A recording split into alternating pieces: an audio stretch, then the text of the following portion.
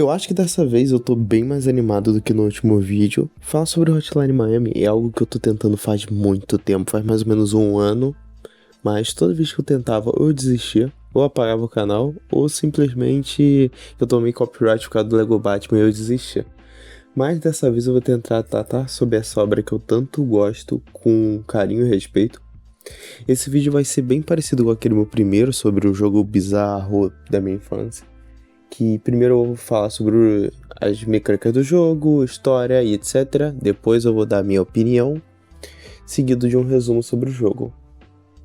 Eu quero que ele seja bem mais completo do que esse primeiro, já que é um jogo que eu gosto demais. E por gostar muito da obra, eu quero que seja bom. E eu falei muito e nem sequer me apresentei. Oi, eu me chamo Shihiro e hoje vamos falar dos meus jogos favoritos da infância. Da infância? Não, favoritos da vida, Hotline Miami.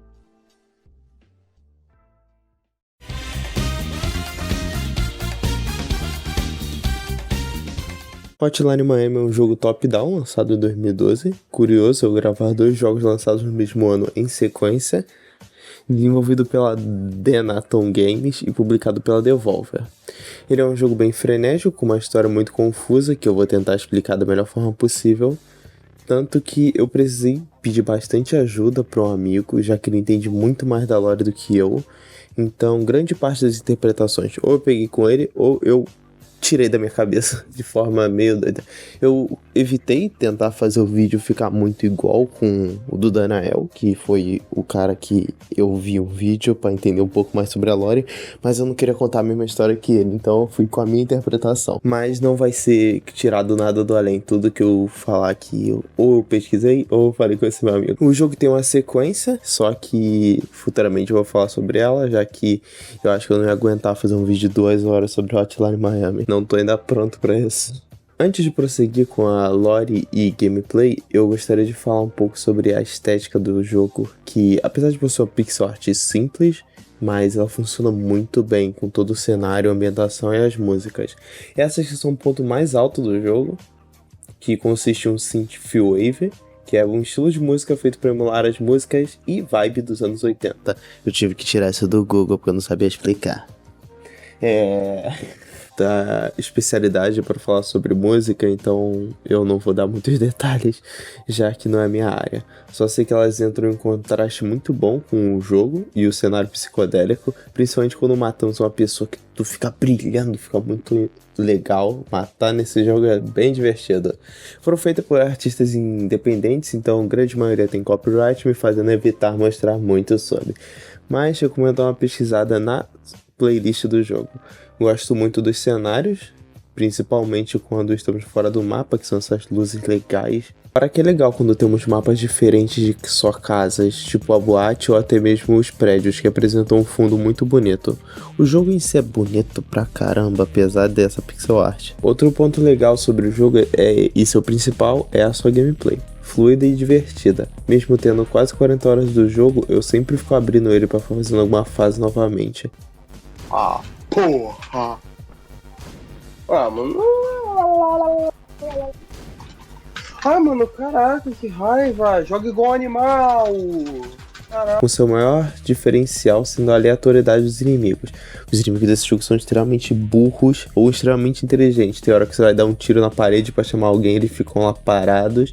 E tem hora que você simplesmente dá um pisão pra fora, você toma um tiro e morre. As horas que você sai pra fazer alguma coisa, você toma um tiro de um cara fora da tua tela. Esse é um dos poucos problemas do jogo, na minha visão, que os caras têm a visão além do alcance, mas a gente também tem, se a gente apertar um botão específico, a gente consegue olhar para longe do mapa. O jogo também tem um diferencial, que são as máscaras, que basicamente dão uma vantagem pro jogador, como o Tony, que você mata com apenas um soco, Brandon, que você fica mais rápido.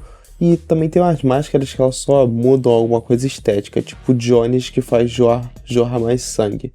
E essa é a mais braba, porque o jacaré é pica.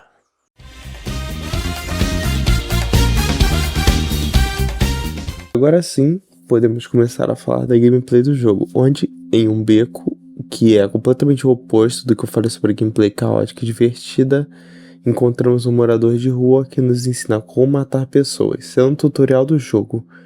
E vemos que os diálogos do jogo vão seguir uma vibe bem única, com essas cabeças flutuantes, que são bem marcantes. Aprendemos a atirar armas, finalizar inimigos, e essa é a essência do jogo. Terminamos o treinamento, nos deparamos com uma sala escura e bem claustrofóbica, de frente para 3 figuras, Dom Juan, Rasmus e Richard.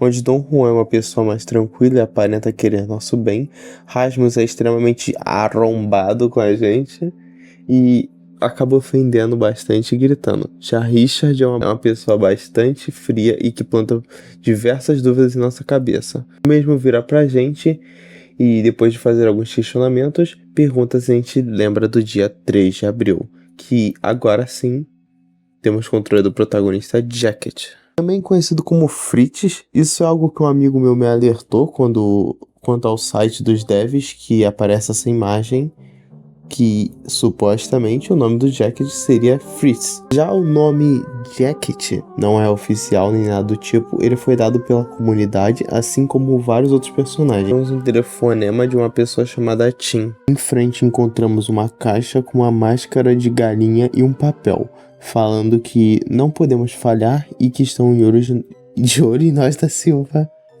Então vamos até nosso carro e começamos o prelúdio do jogo, onde matamos alguns caras de terno branco, que no caso são russos. Em Hotline Miami, os russos venceram a Guerra Fria, gerando a coalização russo-americana, fazendo com que muitos russos fossem morar nos States. Então, um grupo chamado Fifth Blessing começou a botar na cabeça de um montão de nacionalistas extremos a ir atrás de russos, tudo na base da ameaça. Prometo que vou parar de ficar dando tantas curvas narrativas durante o vídeo. Esse primeiro capítulo serve bem como uma introdução, mostrando quão boa a jogabilidade é, e que tudo responde como se fosse uma parte do seu corpo. Quando terminamos de eliminar nossos inimigos, pegamos uma maleta e eliminamos mais gente até ir até um beco e entregar essa tal maleta. Aqui a gente encontra aquele mendigo do tutorial, que acredito que o tutorial era só um sonho ou só não faz parte da cronologia, como um tutorial de verdade. Também vemos um resquício de humanidade quando a gente infelizmente tem que mandar o mendigo pro Vasco e ele dá uma gorfada depois de matar o inocente. E quando terminamos a fase, aquela música super legal e cores insanas somem, deixando uma vibe bem mais séria. Mas para dar uma animada, vamos visitar nosso amigo Beard, outro nome dado pela comunidade. Ele foi escolhido por conta do seu belo par de óculos que ele usa. No segundo game, seu nome é, entre muitas aspas, revelado como Nick pelos arquivos do game.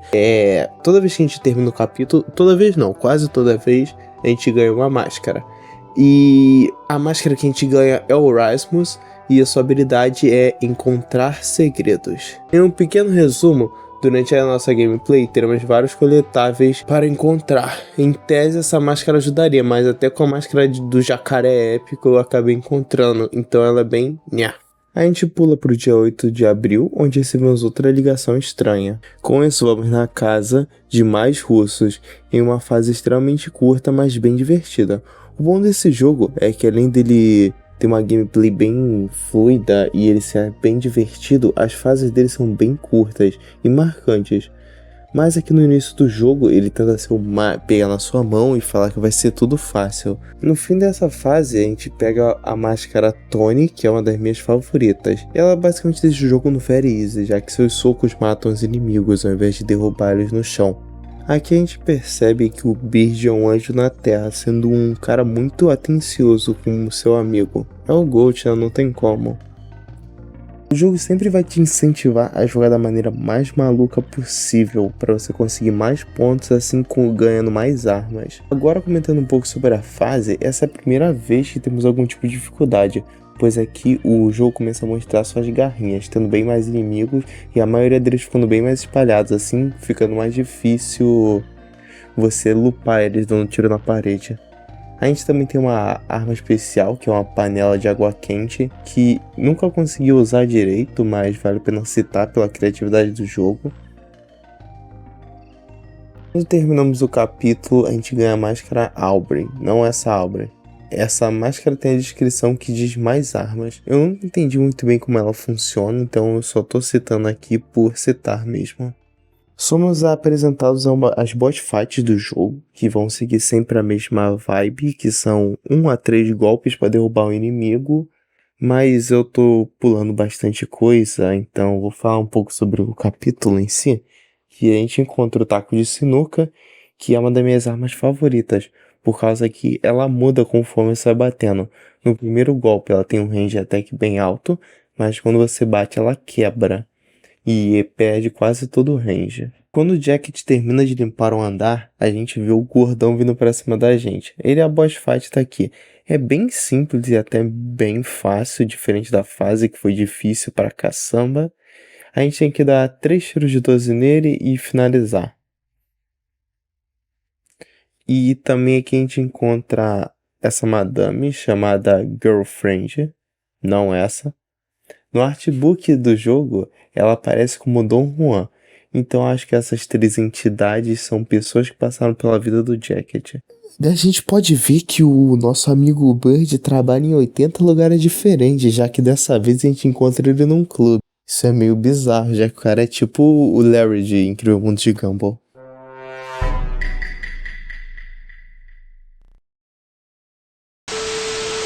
Opa, aqui é o SM Punk, eu faço conteúdo amador no YouTube. Enfim, fui convidado aqui pela Xi pra falar um pouco do meu jogo favorito. Depois dessa parte aí que a Chi falou, que o Jack ele acorda de novo naquele apartamento onde tá aqueles 3 mascarados.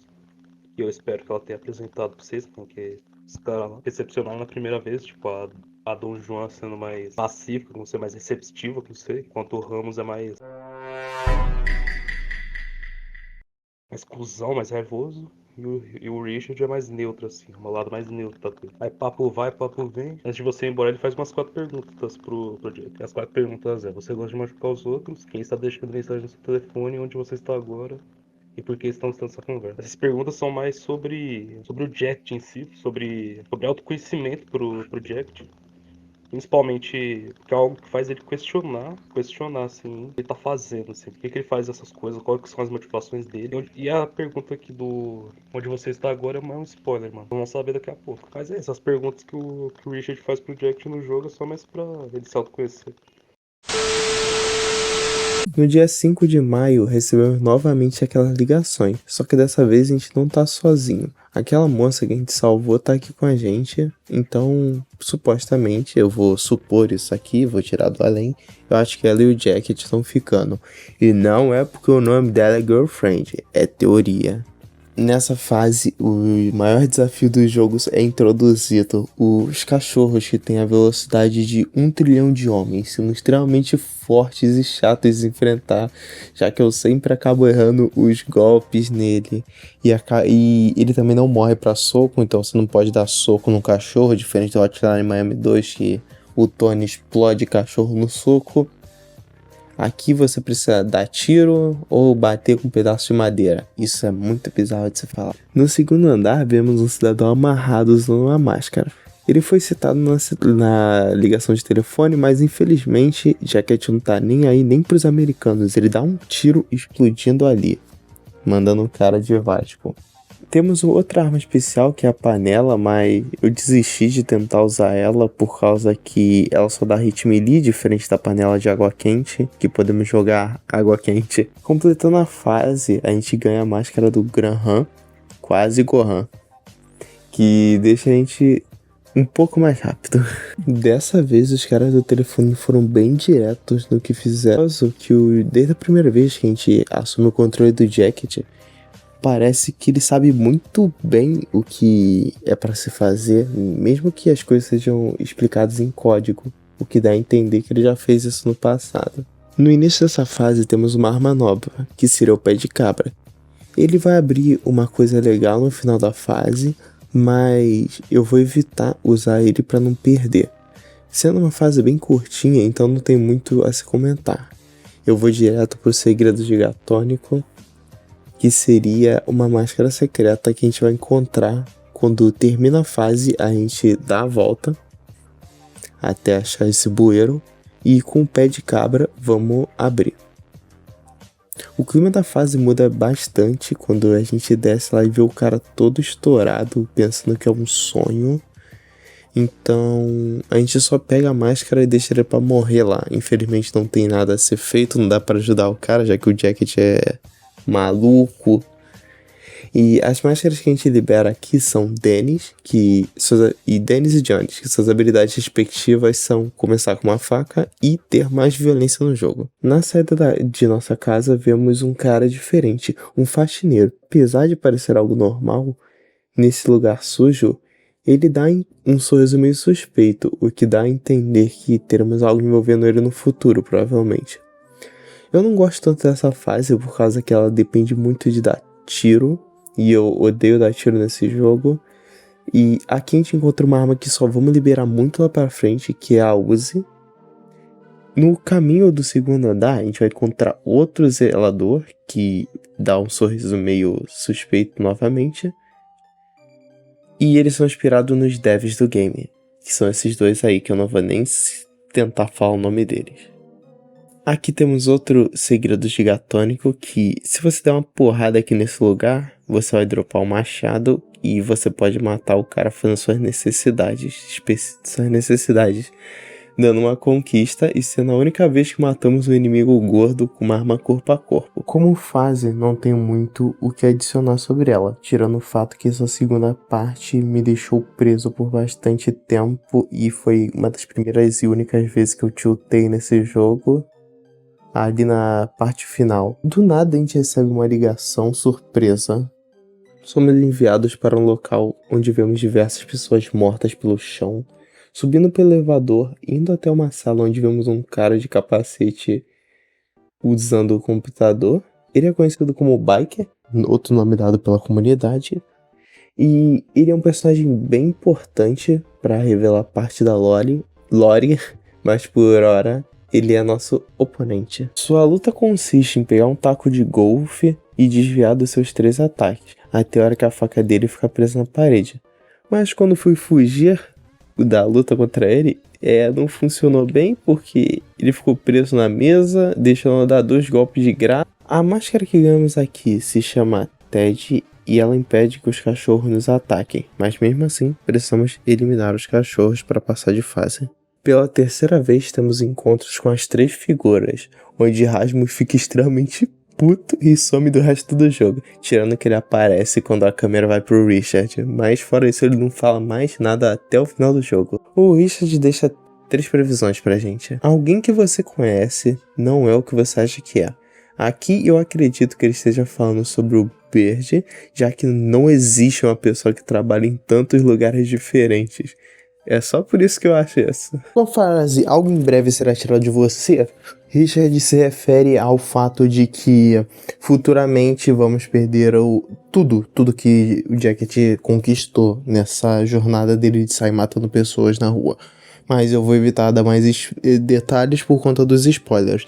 Mas em resumo seria isso. No dia 21 de julho você vai acordar em uma casa maior. Com isso, o Richard está dizendo que vamos acordar num hospital por causa de um evento que vai acontecer futuramente. Vou evitar spoilers, mas vai dar alguma merda daqui pouco tempo. Curiosamente, essa fase tem os diálogos mais importantes do jogo inteiro, mas em questão de gameplay em si, não temos nada diferente. Aqui temos apenas uma máscara que está dropada no chão, que é a máscara do Furadeira, que é um grilo, mas é só isso que temos na fase. É uma fase bem bonita, com a música insanamente boa, mas não tem nada pra gente falar sobre a gameplay dela em si. Agora, eu pulei bastante os diálogos com o Bird, já que inicialmente eles teriam dublagem, mas eu acabei cancelando isso por conta de alguns problemas na agenda de alguns amigos. Então, eu vou só falar sobre esse diálogo porque é o mais importante do jogo. Aqui, basicamente, o Bird explica pra gente que nada é real. Nada que a gente viu até agora é real. E até podemos ver o corpo do Biker no chão, que prova que isso não é real, já que ele tá falando, ele tá gritando de dor, por causa que metade da cabeça do cara tá explodida ali no chão, e o Bird trata isso como se não fosse nada demais. Outra coisa que ele mostra é quando tem essas interferências na tela, significa que o que está acontecendo não é real. Então, o Bird simplesmente troca o diálogo pra ele falando normalmente com a gente como se fosse qualquer outro dia. Tanto que tem um careca ali no fundo que você pode ver, ele vai ser importante, já que ele tá entre uma das previsões do Richard. Nas próximas 2 fases não acontece quase nada de importante, tirando que temos uma parte onde pela primeira vez a gente não tem que sair matando todo mundo e sim fugir, já que a polícia chegou no local, e o Jacket não vai sair partindo pra cima de um batalhão de policiais armados. Ele tem bom senso, né? Ele nunca iria pra cima de um montão de policiais. E na próxima fase não tem nada, da fase que vem depois dessa não tem absolutamente nada, tirando o fato que quando terminamos ela, ele tá morto do lado daquele careca, que o careca trata a gente muito mal de frente do Bird, que sempre foi um anjo com a gente. Então meio que essas 2 fases são bem filler pro que tá pra acontecer no jogo. Finalmente chegamos ao fatídico dia 21 de julho, onde temos uma fase extremamente bonita, que é esse prédio que tem 3 andares, então 3 partes de fase que são bem divertidas, são bem dinâmicas. O gráfico daqui eu julgo como a minha fase favorita, eu acho, sem contar do futuro, que tem um pós-game no jogo, que eu não vou dar spoilers agora, mas eu acho essa fase mais bonita do Jacket. Aqui a gente tem uma boss fight bem surpreendente, que é do nada com esse carro.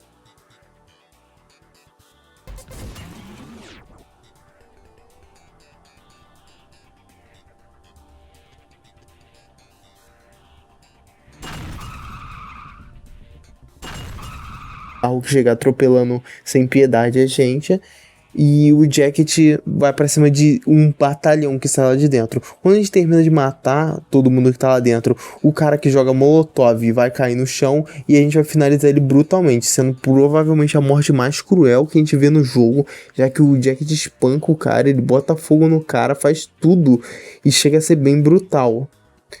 Mas para finalizar com chave de ouro essa fase, quando terminamos ela, temos uma parte que aparece parte 4, Connections, e a gente chega em casa. Pela primeira vez a gente controla o Jacket indo pra casa dele. Subindo na nossa casa, a gente vê um cara com máscara de rato sentado no sofá e a namorada do Jacket totalmente morta no chão. Quando a gente chega pra falar com ele, ele dialoga com a gente normalmente e dá um tiro na gente. Assim que a gente morre, aparece o botão de recomeçar a fase. Só que não dá pra você começar a fase. Então o Richard aparece e começa a dizer pra gente: tudo que tu vai fazer a partir de agora não importa, nada mais vale a pena. Você só vai fazer isso por si mesmo. E a gente vai caminhando até uma cama de hospital, onde acordamos no hospital, finalizando as profecias do Richard nesse momento. Absolute Videogame. A gente vai para a próxima fase, que é um hospital que a gente tá preso lá dentro e nosso objetivo é fugir. Pela segunda vez no jogo inteiro, a gente se vê no papel de vítima e não de caçador, onde os policiais querem pegar a gente, já que eles querem saber sobre a Fifth Blessing.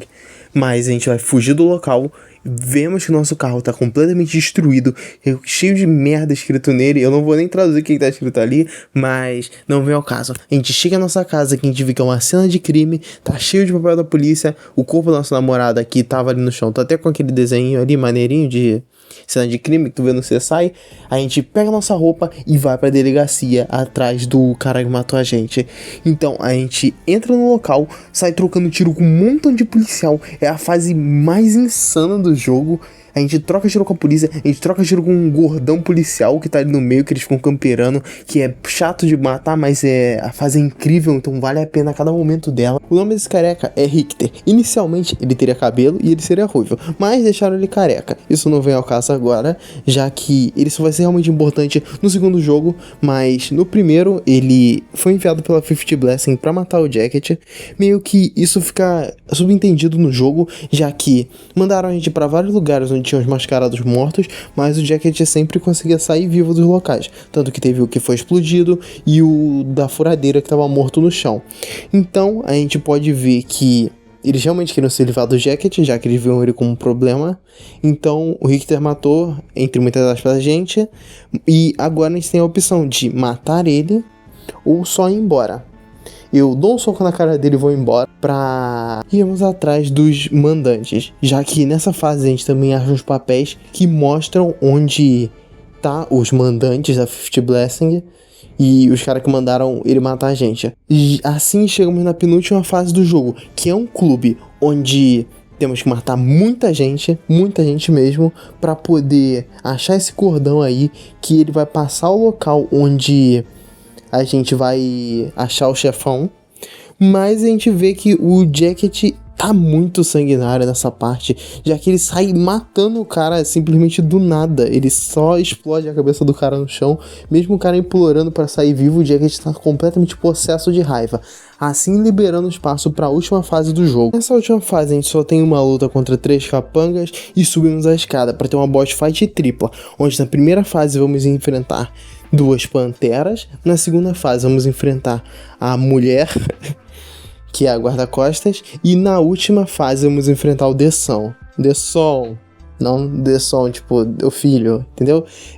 E ele é o chefão final do jogo, onde temos que se esconder até a hora que ele vai descarregar o pente da arma dele e vamos tacar shurikens nele.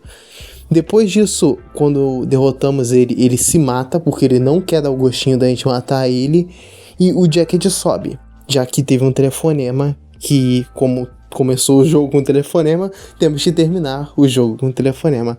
Assim, nos levamos até o último membro da família, que é um velhaco, que a gente vai dar um tiro na cabeça dele e o Jacket vai fumar segurando uma foto. Essa foto vai ter um momento que a gente tira ela, mas por hora vamos deixar isso quieto, já que eu quero fazer um vídeo do segundo jogo. Assim, o Jacket vai até a bancada fumar e soltar essa foto. Assim acabamos Hotline Miami. O que eu acho curioso é que não faz muito sentido o Jacket matar um montão de russos, já que os russos mandaram os russos serem mortos, então isso não faz muito sentido. Dá pra saber que a gente foi enganado, já que o Jacket nunca foi dos mais espertos nesse sentido, ele só sai matando qualquer um que você pedir pra ele sem ele confirmar se eram os russos, já que, novamente, não faz sentido um russo mandar eu matar outro russo, já que todo mundo trabalhava por Desson. Então, vamos para a segunda parte do jogo, onde controlamos o Biker, que aqui é onde vamos ter as reais respostas do jogo. Voltamos no tempo. O Biker tá atacando um cidadão, que foi o cara que levou ele para Fifth Blessing. Quer saber como que ele sabe. E já que ele entrou, ele se cansou dessa onda de matar os outros. Então esse rapaz fala pra gente onde a gente tem que ir, que seria um restaurante chinês. Chegando lá, o Biker bate em todo mundo e acha o último cidadão, que é a pessoa que viemos atrás. Ele explica pra gente o que temos que fazer e o Biker vai atrás de outra pessoa, sendo outra phone call. São curtas as fases do Biker, mas são as mais diferenciadas do jogo, tanto em estética, que ele vai pra esse arcade, que é uma fase lindíssima, é a fase mais bonita do jogo na minha opinião. Eu só não falei dela porque eu não queria dar esse spoiler, apesar de que todo mundo que tá chegando até aqui já viu o jogo, mas eu gosto muito dessa fase.